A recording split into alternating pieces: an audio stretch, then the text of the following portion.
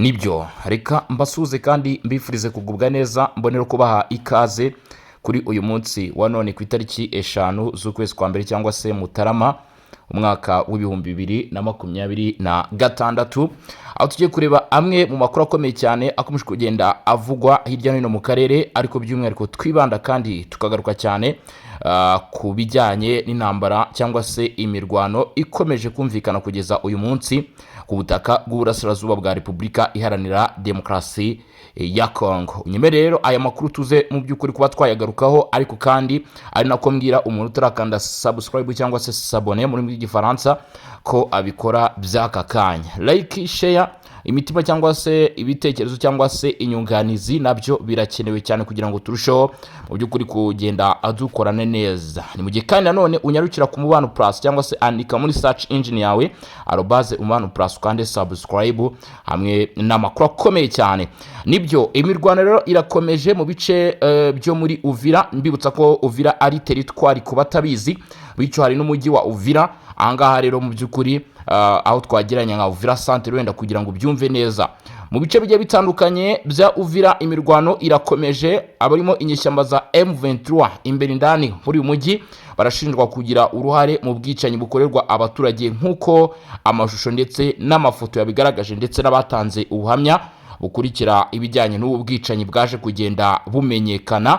Hagati aho ngaho muri teritwari ya Warikare hakomeje imirwano ugera kuri uyu munsi wa none mu masaha y'urukerera rwa kare kuri uyu wa mbere ku isaha y'isa 10 za mu gitondo rwose ngo imirwano yarimo iravuga muri uku kwezi kwa mbere kuri tariki ya 5 byari bicika byari bindi mu mudugudu nka Kibati. Unyemerere tuze kuba twabigarukaho turebe nabyo uko byari byifashe. Hagati aho ngaho ubwo yararimo asoza manda ye muri Repubulika Iharanira Demokarasi ya Kongo, Madamu Laktamani, ambasaderi wa Leta Zunze Ubumwe za Amerika muri Repubulika Iharanira Demokarasi ya Kongo, yongeye gushimangira ko Amerika itazigera yihanganira buri umwe uwari we wese urenga ku masezerano yasinywe cyangwa se yasinyishijwe na Donald Trump hagati y'abakuru b'ibihugu b'u Rwanda ndetse n'uwa Repubulika Demokarasi ya Kongo. Ibi byongera kugarura kazoza ndetse n'icyizere uruhande mu by'ukuri rwa Kinshasa. Ibi abivuze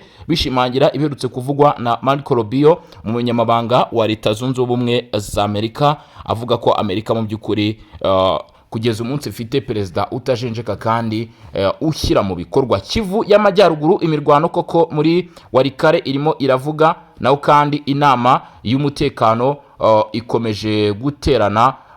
Inama rero mu by'ukuri yiga ku bijyanye n'ibibazo byo muri aka karere ka Afurika y'ibiyaga bigari.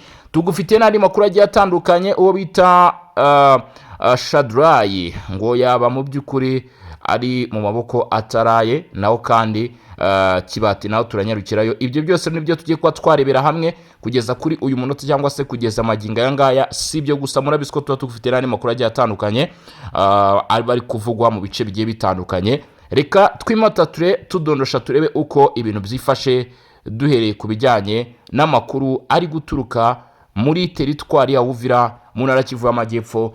Nkwibutsa ko ahangaha ingabo z'u Burundi nazo zikomeje kwakora akazi gakomeye cyane nyuma yuko za bataliyani nyinshi z'abarundi zamaze kugera muri biriya bice. Hagati aho ngaho ubutegetsi bw'u Burundi bwisubije ikuzo bugaragaza ko ari igihugu nk'ibindi kandi gifite n'ijambo mu ruhando mpuzamahanga, aho mu by'ukuri igihugu nk'u Burundi gihangara igihugu nka Qatar muzi cy'ikinyamafaranga, ugasanga Qatar iratitiye ikavuga iti mu by'ukuri kandi Burundi bufite abanyabwenge. Ni nyuma yuko uwo bita Edouard Bizimana, ministri w'ubanye n'amahanga wa leta y'u Burundi, yari yavuze amagambo yibasira cyane Qatar mu byo gutuma mu by'ukuri amasezerano yashyizwe na Washington agenda bigura intege. Hanyuma uyu mugabo aza kunyomoza Qatar, ariko Qatar ntiyabyishimira kuko mu by'ukuri bavuze ko ngo harimo kurengera ndetse nicyo wagiranya niharabika.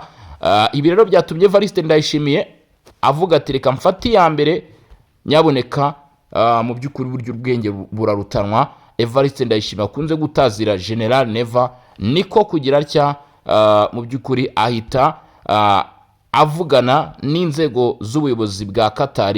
Mu kumara kuvugana rero, mu kumara kuganira mu by'ukuri mu kumara kuganira nk'uko byaje kumenyekana nyuma y'ubutumwa bwari bwashyizwe kuri X.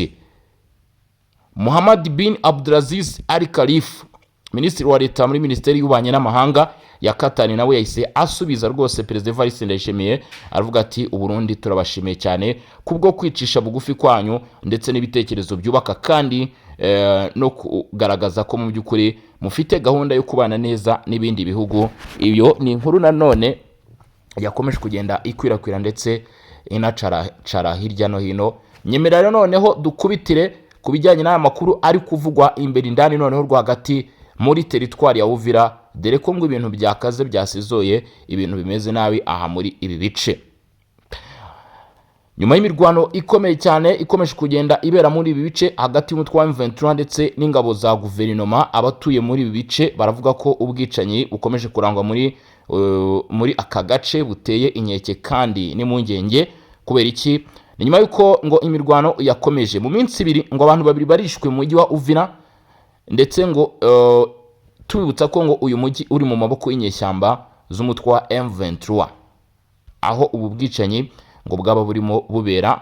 Amakuru avuga ko ngo M23 yaba ariyo iri inyuma y'ubu bwicanyi bwakorewe aba bantu, harimo umugabo n'umugore. Amafoto yabo turaza kuyashyira muri groupe ya WhatsApp.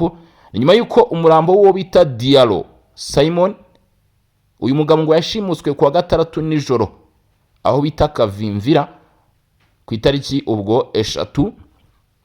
Uyu murambo rero nyuma yo gushimutira uyu murambo wa Diallo Simon, nyuma yuko yari yashimuta aho bita Kavimvira, yaje kugaragara nyine yashizemo umwuka cyangwa se yishwe muri iki gitondo kuri wa mbere tariki 5 z'ukwezi kwa kangahe kwa mbere cyangwa se Mutarama umwaka w'2026 muri komine yaho bita Murongwe.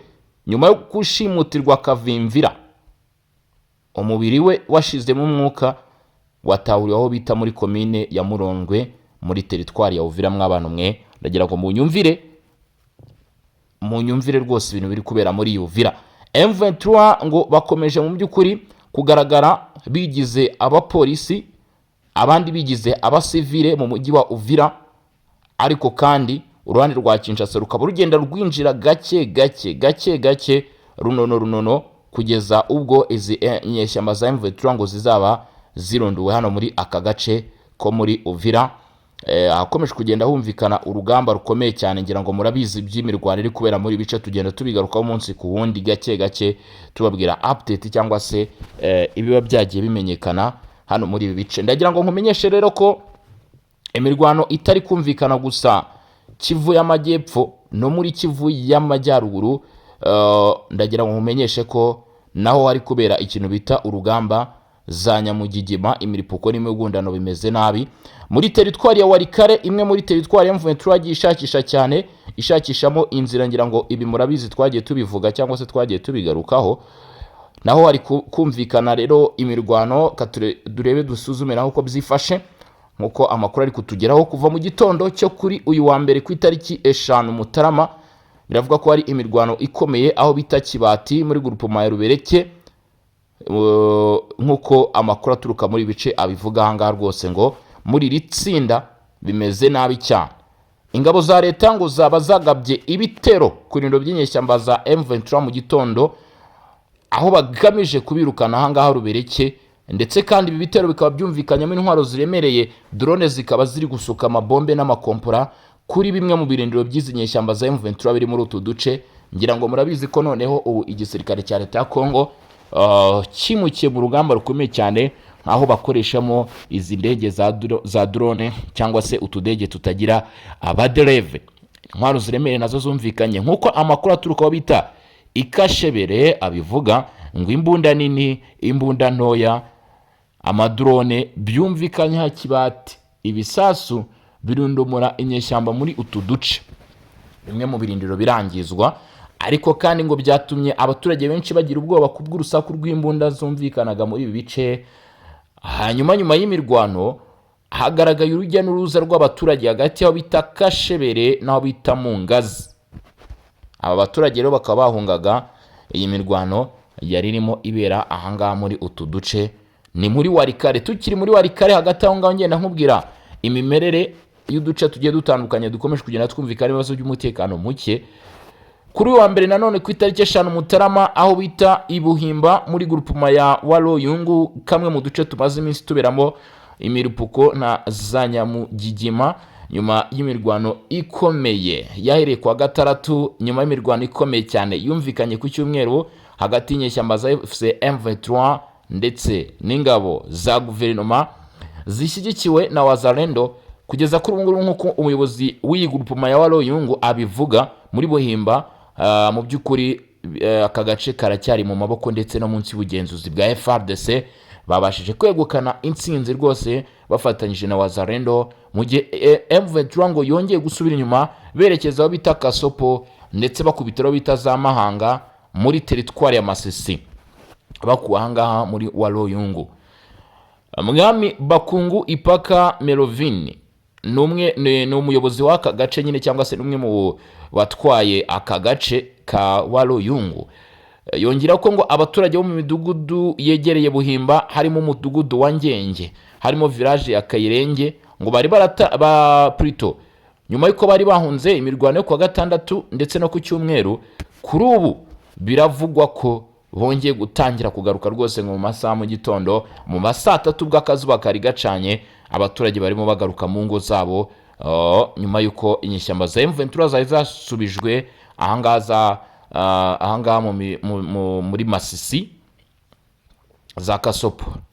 Tubutsa ko mu mpera z'icyumweru gishize inyeshyamba za M23 aribo bari bagabye ibitero ku birindo bya FARDC na Wazalendo berere hano muri Buhimba, muri Warikare ndetse n'aho bita Kilongo muri Masisi mu rwego rwo kwagura ibice bafite. Ariko kandi uruhande rwa guverinoma rukaba rwabasubije inyuma muri Kasopo ndetse no muri Mahanga, nkuko amakuru akomeje kugenda abigarukaho aturuka muri ibi bice.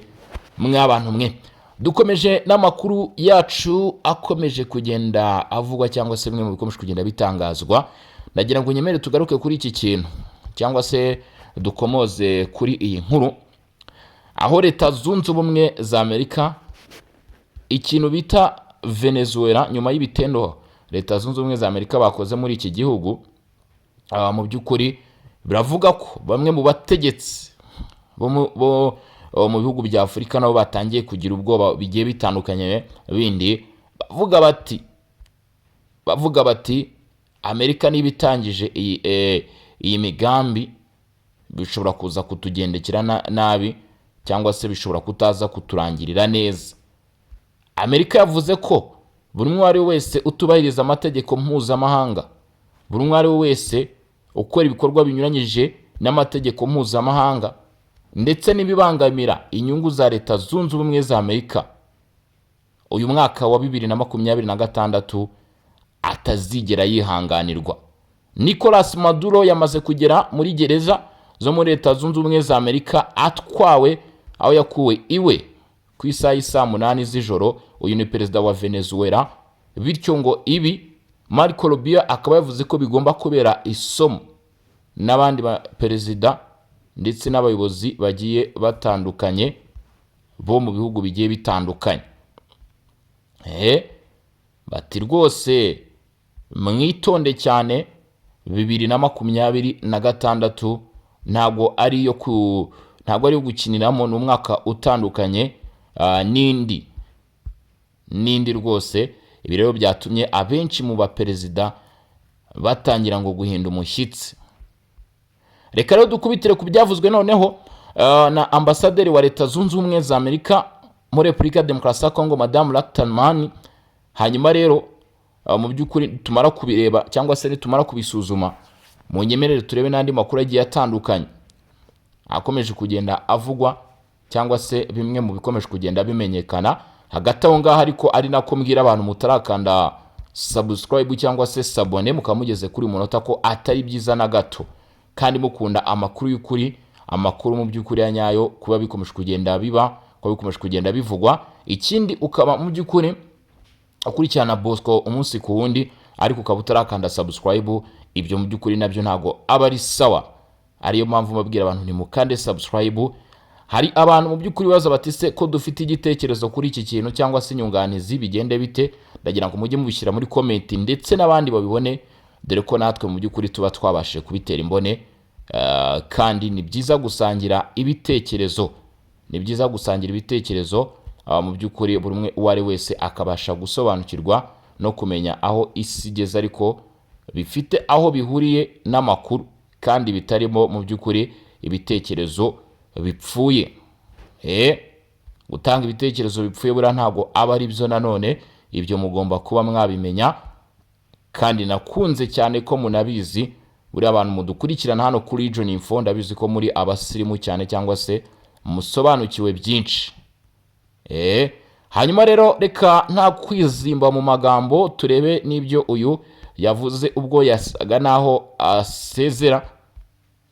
Yasaga naho rwose asezera, ariko mbibutsa ko Amerika kugeza uyu munsi irimo iragerageza kubana neza na Repubulika Iharanira Demokarasi ya Kongo dukurikije ishusho y'ibigaragara. Ambasaderi wa Leta Zunze Ubumwe za Amerika muri Repubulika ya Demokarasi ya Kongo Madame Lacterman yashoje ku mugaragaro inshingano ze. Muri urwo rwego mu by'ukuri yakiriwe na Minisitiri w'Intebe Judith Suminwa Turuka nyuma y'umunsi umwe gusa yari amaze yakiriwe na Perezida wa Repubulika Bwana Felix Tshisekedi Tshilombo. Perezida Tshisekedi yashimye cyane umurimo cyangwa se akazi Ambasaderi Lacterman yagiye akora, no kwitanga yagiye agaragaza kuri manda ye yaranzwe n'imbaraga nyinshi mu guteza imbere ibiganiro n'ubufatanye hagati ya Leta Zunze Ubumwe za Amerika na Repubulika Iharanira Demokarasi ya Kongo. Ku ruhande rwe Minisitiri w'Intebe Judith Suminwa Turuka yashimye Ambasaderi Lacterman ku ruhare rwe rukomeye mu gukomeza umubano w'ibihugu byombi, agaragaza ko yishimira cyane uruhare rwe mu gushimangira ubufatanye bwa gistrateji buri hagati ya Washington ndetse na Kinshasa. Ambasaderi Lacterman nawe yagarutse ku bwiza bw'ubufatanye hagati ya Leta ya Repubulika Iharanira Demokarasi ya Kongo ndetse n'igihugu cye cya Leta Zunze Ubumwe za Amerika, asobanura ko urwo ruzinduko rwari urwo gusezera no kugaragaza icyubahiro, ndetse anibutsa ko ambasade ya Amerika yakoranye bya hafi na Leta ya Kongo mu nzego zitandukanye zirimo ubuzima, kurengera ibidukikije ndetse no guteza imbere amahoro. Yavuze kandi ko hashyizweho urwego ruzakomeza ibiganiro ku byerekeye amasezerano n'imikoranire hagati y'ibihugu byombi. Nubwo yishimira intambwe imaze guterwa, Lacterman yemeye ko hakiri byinshi byo gukora, ndetse anashimangira ko Leta Zunze Ubumwe za Amerika ziyemeje gukurikirana ishyirwa mu bikorwa ry'amasezerano bagiranye na Repubulika ya Demokarasi ya Kongo n'u Rwanda binyuze mu masezerano ya Washington. Aha kandi akaba ariho ruzingiye. Yagize ati, nishimiye ibyo twagezeho, ariko ndabizi ko hakiri urugendo rurerure, akazi nyakuri katararangira. Ubu Leta Zunze Ubumwe za Amerika zashyizeho uburyo bwo gukomeza ibiganiro hagati ya Repubulika Iharanira Demokarasi ya Kongo n'u Rwanda. Hariho imyanzuro n'amasezerano impande zombi ziyemeje, kandi murashobora kutwiringira ko tuzakurikirana uko byubahirizwa. Byongeye haributswa ko Minisitiri w'Intebe Judith Suminwa yakoze urugendo rw'akazi muri Leta Zunze Ubumwe za Amerika mu Kwakira no 2025 cyane cyane Washington. Urugendo rwari rugamije gukomeza ubufatanye mu by'ubukungu ndetse no kugaragaza Repubulika Iharanira Demokarasi ya Kongo nk'igihugu gifite uruhare rukomeye mu mutekano w'akarere. Yahuye n'abashoramari n'abadiplomate, anitabira inama ikomeye y'ubukungu, aho yagaragaje amahirwe y'ishoramari rishingiye ku inshingano n'iterambere ryiza ry'ubukungu muri Repubulika Iharanira Demokarasi ya Kongo. Binyuze mu ruhare rwa Perezida wa Amerika Donald Trump, ibiganiro bya Washington byihutishijwe ku mpapuro, aho Perezida Felix Tshisekedi wa Repubulika ya Demokarasi ya Kongo na Perezida Paul Kagame w'u Rwanda bashyizeho umukono ku masezerano. Ariko nubwo aya masezerano yashyizweho umukono ku mugaragaro, umubano hagati ya Kinshasa na Kigali uracyari mubi, kuko impande zombi zishinjanya kudashyira mu bikorwa ibyo ziyemeje. Kadukubitire no ku yandi makuru tukiva ku bya Leta Zunze Ubumwe za Amerika nta gutinda. Ni inama y'umutekano dosiye ya Venezuela ngo ikizamini kumere mu bihugu bitatu bya Afurika. Ibihugu bitatu bya Afurika, Somalia, Repubulika ya Demokarasi ya Kongo ndetse na Liberia, byicaye muri iki gihe mu nama y'umutekano w'umuryango w'abibumbye ONU, aho bifite intego yo kurengera ubufatanye mpuzamahanga, icyo bita multilateralism, ndetse no kubahiriza amategeko mpuzamahanga mu gihe inama igenda irushaho kugirwamo amakimbirane ya politiki. Ibihugu bigize itsinda rizwi nka ASEAN rifite inshingano zo guhuza no gutambutsa imyanzuro n'inyota bya Afurika mu nama y'umutekano w'inkingi ya politiki mu muryango w'abibumbye, nubwo bihuriye ku ntego rusange. Muri iki gihugu kizana amateka, ubunararibonye n'ibyihutirwa bitandukanye. Liberia, igihugu cyavuye mu ntambara kikagira igihe kirekire gifashwa na UN, kugeza umunsi cyabaye ikinyamuryango ariko kidahoraho. Bityo na Repubulika ya Demokarasi ya Kongo kuba yarafashe izi nshingano bivuga ko bishobora kuzayifasha mu kubasha gutera intambwe ndetse no kugera kuri byinshi yifuza kugeraho mu gihe ifite ijambo mu by'ukuri nk'iri ngiri. Ubwo haravuga iki? Haravugwa Repubulika Iharanira Demokarasi ya Kongo, dore ko ariyo twibandaho kenshi cyangwa se tugenda tugaruka. Ngira ngo murumva rero uko biba byifashe hirya no hino mu bice bigiye bitandukanye hirya no hino ku isi, mbabwira ko mu by'ukuri tuba dukomeje kugenda tureba uko ibintu byifashe. Ko yavuga siko kuyamara, reka mu by'ukuri mu kanya kari imbere nabwo tuze kugaruka tureba n'ibindi biba bigezweho bitosoye. Nge rero nari Bosco Munsaramu cyane, iyi ni Region Info, mbabwira ni ciao ciao, hasta vista, mugire umunsi mwiza, mukomeze kugira ibihe byiza, ndetse Imana n'imigisha bikomeze kugira byibanira namwe mu mirimo igiye itandukanye murimo murakora, ndetse n'abari mu kiruhuko namwe nizera ko mukomeze mu by'ukuri kuryoherwa n'ibiruhuko byanyu. Hari n'abari mu biruhuko by'iminsi mikuru. Ubwo rero ciao ciao, hasta la vista.